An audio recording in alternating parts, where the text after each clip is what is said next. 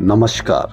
देश की तमाम फटाफट खबरों में आपका स्वागत है। खबरों के लिए आपसे निवेदन कि यदि आपने हमारे चैनल को सब्सक्राइब नहीं किया है तो कृपया करके आपके अपने चैनल को सब्सक्राइब करना ना भूलें।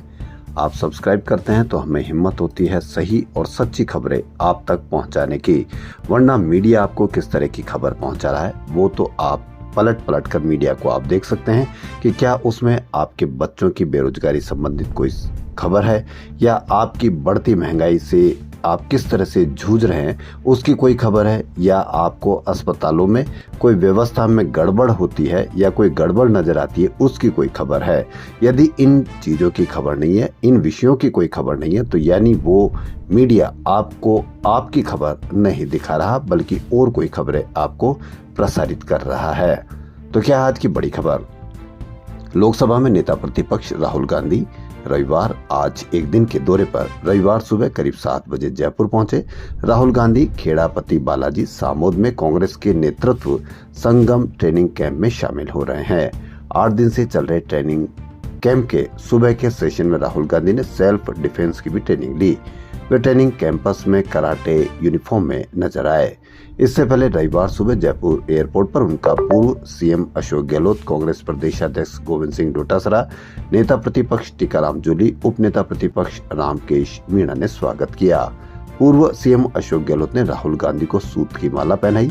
पीसीसी चीफ ने उन्हें गुलदस्ता भेंट किया।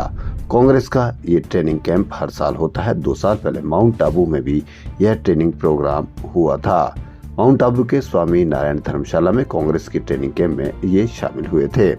इन कैंपों में चरखा चलाने के साथ कई तरह की एक्टिविटी करवाई जाती है। मुख्य फोकस गांधीवाद और कांग्रेस की विचारधारा पर रहता है। कांग्रेस ट्रेनिंग सेल लगातार कैंप लगाती है। महाराष्ट्र के डिप्टी सीएम पद की 6ठी बार शपथ लेने के 2 दिन बाद अजीत पवार की जब्त बेनामी संपत्ति रिलीज करने का आदेश आ गया है। मीडिया रिपोर्ट्स के अनुसार दिल्ली के आयकर विभाग ट्रिब्यूनल ने पवार की 1000 करोड़ से ज्यादा की संपत्ति को फ्री कर दिया है। 7 अक्टूबर 2021 में छापेमारी के दौरान आईटी डिपार्टमेंट ने इन संपत्तियों को जब्त किया था। इसमें अजीत की पत्नी सुनेत्रा पवार और बेटे पार्थ पवार की भी संपत्तियां है। ट्रिब्यूनल ने संपत्तियां मुक्त करने का आदेश सुनाते हुए कहा कि संपत्तियों को लेकर कोई गैरकानूनी हेरफेर होने का सबूत आईटी डिपार्टमेंट पेश नहीं कर पाया है। बेनामी लेन देन की बात भी स्पष्ट नहीं हो पाई है। सभी ट्रांजैक्शन बैंकिंग सिस्टम के जरिए हुए हैं। आईटी डिपार्टमेंट ने बेनामी संपत्ति रोकथाम अधिनियम के तहत मुंबई में अजीत पवार और उनके करीबियों के घरों और ऑफिस की तलाशी ली थी। वहीं अजीत पवार को राहत दिए जाने पर कांग्रेस नेता विजय वडेट्टीवार ने कहा कि ये कोई नई बात नहीं है कि जो भी भाजपा से जुड़ता है उसे क्लीन चिट मिल जाती है, जो भी भाजपा से नहीं जुड़ता वह दागी लगता है। किसानों ने पुलिस के साथ झड़प के बाद आज अपना प्रदर्शन स्थगित कर दिया। किसान नेता सरवन सिंह पटेल ने एक प्रेस कॉन्फ्रेंस में कहा कि हम अपने जत्थों को वापस बुला रहे हैं। दोपहर 12 बजे से शाम 4 बजे तक हमारे जत्थे ने शांतिपूर्वक दिल्ली की ओर मार्च करने की कोशिश की। उन्होंने कहा कि कल हम एक मीटिंग करेंगे। इसमें संयुक्त किसान मोर्चा और किसान मजदूर मोर्चा विरोध की रणनीति को लेकर फैसला करेंगे। उन्होंने दावा किया कि आज के प्रदर्शन के दौरान 6 किसान जख्मी हुए हैं। इससे पहले दिल्ली के लिए निकले 101 किसानों के जत्थे को शंभू बॉर्डर पर रोक दिया गया। इन किसानों को दिल्ली की ओर बढ़ने की अनुमति नहीं दी गई। हालांकि किसान दिल्ली जाने की जिद पर अड़े रहे, जिसके बाद पुलिस के साथ उनकी झड़प हुई। इस दौरान पुलिस ने किसानों को तीतर बीतर करने के लिए आंसू गैस के गोले दागे। इसमें से कुछ किसान घायल भी हुए थे। गुजरात के पोरबंदर की एक अदालत से पूर्व आईपीएस अधिकारी संजीव भट्ट को बड़ी राहत मिली। दरअसल कोर्ट ने 1997 की हिरासत में यातना मामले में पूर्व आईपीएस अधिकारी संजीव भट्ट को ये कहते हुए बरी कर दिया कि अभियोजन पक्ष उचित संदेह से परे मामले को साबित नहीं कर सका।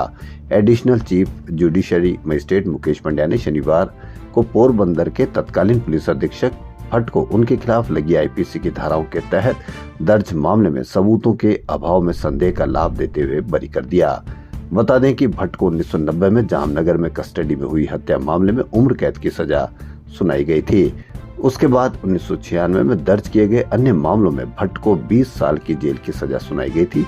जानकारी के अनुसार 1996 में भट्ट ने पालमपुर में मौजूद राजस्थान आधारित वकील को ड्रग केस में फ्रेम किया था। फिलहाल वे राजकोट जेल में बंद है और अपनी सजा काट रहे हैं।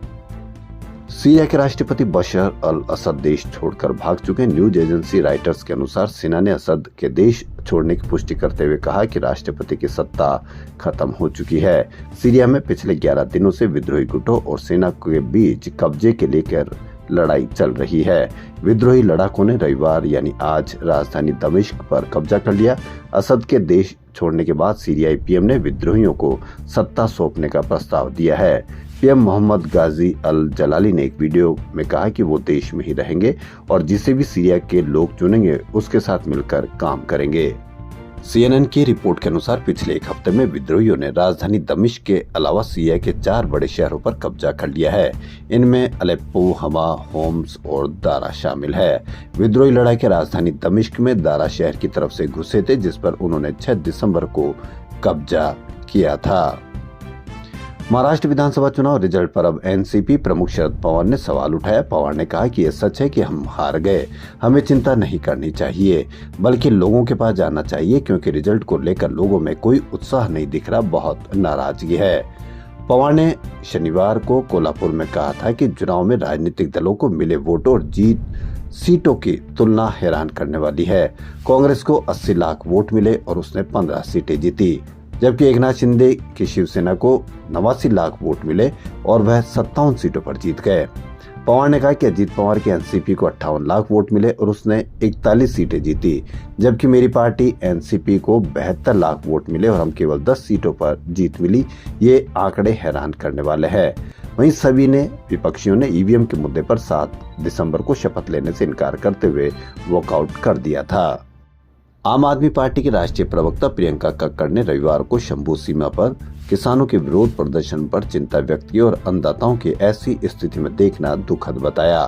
कक्कड़ ने भाजपा के नेतृत्व वाली केंद्र सरकार पर किसानों से झूठे वादे करने और उन्हें विरोध करने से रोकने का आरोप लगाया। उन्होंने भाजपा के नेतृत्व वाली केंद्र सरकार से किसानों की चिंताओं को दूर करने के लिए उनसे बातचीत करने का आग्रह किया। आपकी राष्ट्रीय प्रवक्ता ने कहा कि यह दुखद है कि हमारे अन्नदाता सड़कों पर है। भाजपा ने उनसे झूठे वादे किए, किसानों को विरोध करने से रोका जा रहा है। भाजपा सरकार को किसानों से बात करनी चाहिए।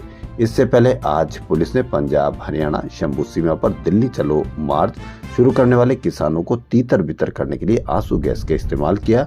पुलिस और प्रदर्शनकारी किसानों के बीच कहासुनी हुई और ड्रोन फुटेज में पुलिस को सीमा पर किसानों को रोकते हुए दिखाया गया।